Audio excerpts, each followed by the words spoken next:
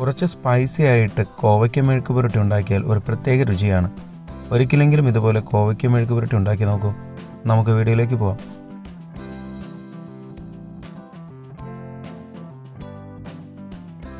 ഒരു പാനിൽ 2 table spoon എണ്ണ എടുത്ത് ചൂടാക്കുക. അതിലേക്ക് ഒരു ചെറിയ സവാള ചോപ്പ് ചെയ്തത്, 1 ടീസ്പൂൺ ചില്ലി ഫ്ലേക്സ് അഥവാ വറ്റൽ മുളക് ചതച്ച് ചേർത്ത് മിക്സ് ചെയ്യാം.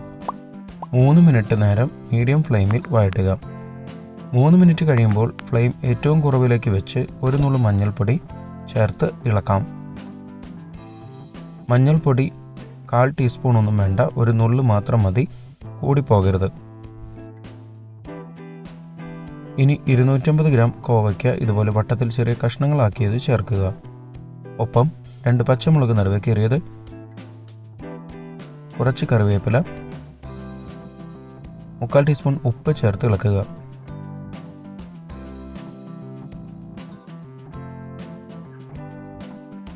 അതിനുശേഷം 2 ടേബിൾ സ്പൂൺ വെള്ളം ചേർത്ത് മൂടി അടച്ചു വെച്ച് 5 മിനിറ്റ് നേരം ലോ ഫ്ലെയിമിൽ ചൂടാക്കാം. മൂടി തുറക്കാം.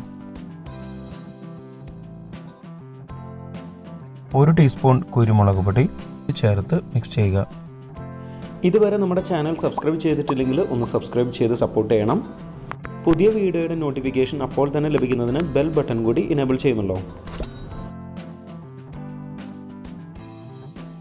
5 മിനിറ്റ് നേരം മീഡിയം ഫ്ലെയിമിൽ മൂടി അടയ്ക്കാതെ ചൂടാക്കാം. ഓരോ 30 സെക്കൻഡ് നേരം ഇടവിട്ട് ഇളക്കി കൊടുക്കുക. ഈ സമയത്ത് കുറച്ചുകൂടി ഡ്രൈ ആയി കിട്ടും.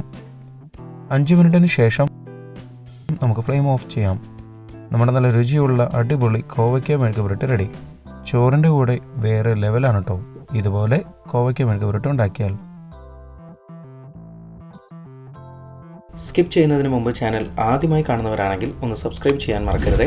ഇവിടെ ക്ലിക്ക് ചെയ്താൽ ചാനലിലെ ഏറ്റവും പുതിയ വീഡിയോ കാണാൻ സാധിക്കും.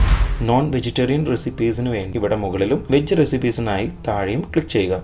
4 മണി പലഹാരങ്ങൾ, സ്നാക്സ്, ബിരിയാണി, ഡെസേർട്സ്, ഡ്രിങ്ക്സ് തുടങ്ങിയ എല്ലാവിധ റെസിപ്പികളുടെയും ലിങ്ക് ഡിസ്ക്രിപ്ഷനിൽ കൊടുത്തിട്ടുണ്ട്.